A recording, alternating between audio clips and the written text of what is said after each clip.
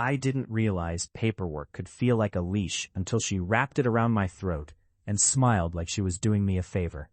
Before her, documents were just paper. Forms, dates, signatures. Boring shit.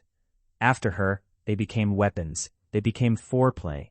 She could ruin my life with a screenshot and still kiss me goodnight like nothing was wrong. The fucked up part is how normal it felt at first. I was already living tight, watching my mouth, watching my moves, making sure I didn't stand out. Fear was my baseline. She didn't introduce it. She just learned how to touch it.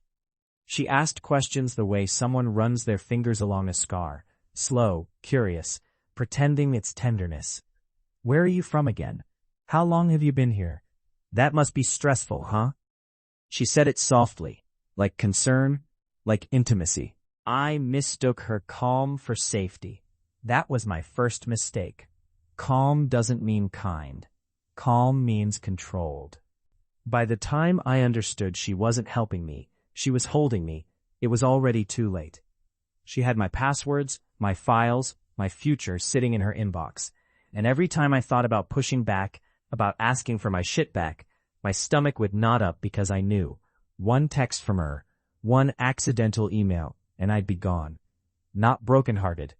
Gone. And she knew it. She always fucking knew it. I met her when I was trying to disappear into normalcy. That was the whole strategy. Look boring, act boring, don't draw heat. I didn't need romance. I didn't need drama.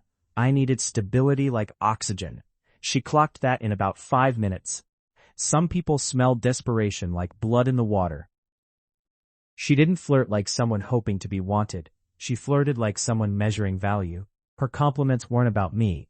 They were about what I represented. You're so disciplined. You're not like these other guys. You're careful. She said careful like it was sexy. Like restraint turned her on. That should have scared me. Instead, it made me feel seen. That's how stupid wanting makes you. The questions came early, slipped in between drinks and jokes. What visa were you on? Was it hard to renew? Did you have help with your paperwork? She laughed while she asked, like it was casual, like she was just curious about my life. I told myself it was fine. I told myself she couldn't hurt me because she wasn't loud, wasn't cruel. She was calm, thoughtful, concerned. That word, concerned, became the knife she used for everything. She framed herself as a helper before I ever asked for help. That was deliberate. One night, after sex that felt good enough to make me stupid, she traced a finger over my chest and said, "You know, if you ever needed help with forms or deadlines, I'm really good at that stuff." Like she was offering me a glass of water. Like it was nothing. I should have said no. Instead, I felt relief wash over me so hard, it almost hurt. Relief is dangerous when you've been holding your breath for years. The dependency didn't arrive all at once. It crept in. A missed date here, a reminder there. She offered to organize my files, said it would help me relax. I handed over logins. I should have guarded like my fucking soul. She thanked me with a kiss and called me sweet for trusting her. That word, trusting, started sounding like an accusation later. Every time I asked for clarity, she twisted it. I'd say, "I just want to understand what's been submitted." And she'd laugh and say, "Why are you so intense about this?" Intense, paranoid, anxious. She labeled my fear until it felt ugly. Then she'd pull away emotionally, go cold, make me feel like I'd fucked something up by needing reassurance. She started setting rules without ever calling them rules. Don't post that. It draws attention. Maybe don't hang out with them. They seem reckless. If you get pulled over like that, it could be bad for you. She said for you like she was protecting me, like she was on my side. Meanwhile, my world was shrinking. Friends faded out. Nights out disappeared. Everything started orbiting her comfort, her approval. And God help me, part of me liked it. That's the part that still makes me feel sick. She made fear feel intimate. She made control feel like care. When she talked about my future, her voice would drop, get quiet, almost tender. "You're safe with me," she'd say. And I wanted to believe it so badly, I ignored how small my life was getting. By the end of that chapter, I wasn't asking if she was helping me. I was asking myself how I'd survive without her. And that was the moment the leash clicked closed, even if I didn't hear it yet. The first time she used it, it was subtle enough that I almost missed it. She mentioned a form I'd forgotten to submit, said it lightly, like a joke.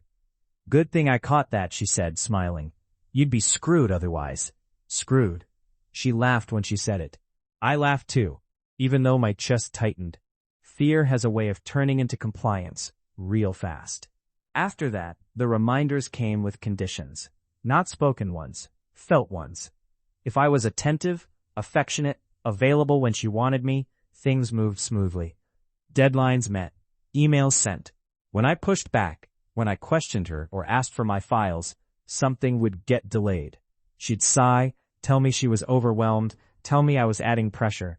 Then she'd go quiet, leave me stewing in my own panic until I apologized for needing my own fucking life handled. Sex became the glue she used to hold it all together. She'd bring up my status in bed, whispering it like a secret we shared. "You're so lucky," she'd murmur. "You know how fragile this all is." The way she said fragile made my skin prickle. It wasn't arousal exactly. It was power wearing a sexy mask. She never said do this or else. She didn't have to. She just let the silence stretch after those comments. Let my imagination do the damage. Then came the ask. Not dramatic. Not threatening. Just a small shift in tone one night when we were sitting on the couch. She needed me to do her a favor.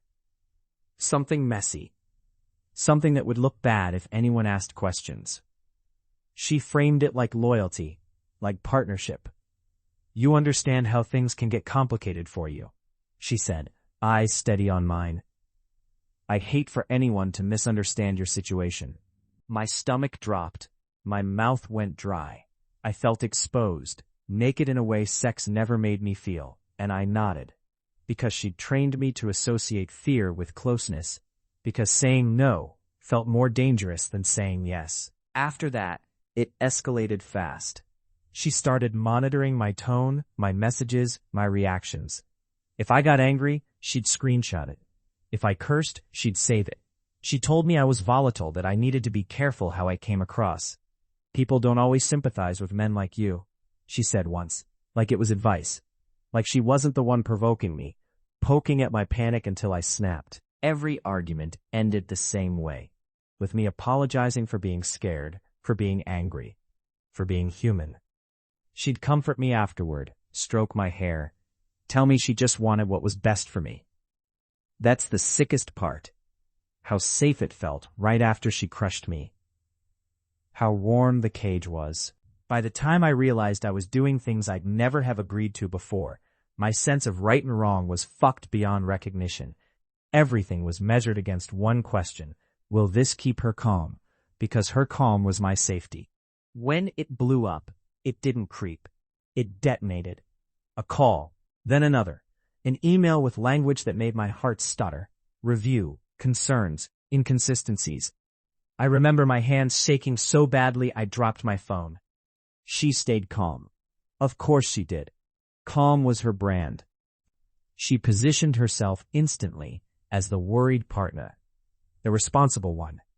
She talked about my anxiety like it was a condition she'd been managing. Every panicked message I'd ever sent her, every profanity-laced rant suddenly became evidence, proof that I was unstable, that I needed guidance, that she was the one holding things together. I was spiraling, and she let me. She watched it happen like she was studying a lab rat. When I begged her to stop interfering, to give me my files back, she looked at me with that same soft concern and said, "This is exactly why I'm worried about you." Like my desperation was her justification. The exposure didn't come from me being brave. It came from someone else paying attention. An advocate, a boring, thorough, relentless person who didn't buy the calm act. They dug into the timeline, noticed the gaps, the delays that only happened after I resisted, the submissions made late, with my name on them, but not my consent. The pattern was there, ugly and undeniable. When confronted, she didn't scream. She didn't cry. She recalculated, but this time there were witnesses. This time, the paper trail didn't lie. Her concern cracked under scrutiny. The leash slipped out of her hands. I wish I could say I felt relief. I didn't. I felt hollow, exposed in a different way. Everyone saw what she'd done, but they also saw what I'd allowed. The compromises, the messages, the way I'd let fear turn me into something small and mean and compliant. She was exposed, yes, but I was stripped. The last thing she said to me wasn't an apology. It was a sigh. I was just trying to help, she said. And for a split second, my body reacted like it always did. Like maybe she was right. Like maybe I'd imagined the harm. That reflex is the real damage. That's what she left me with. Even now, with her name flagged and her story unraveling, I flinch when my phone buzzes. I still hear her voice in my head, calm and careful, reminding me how fragile things can be. She doesn't hold my papers anymore. But the fear she trained into me, that shit stayed.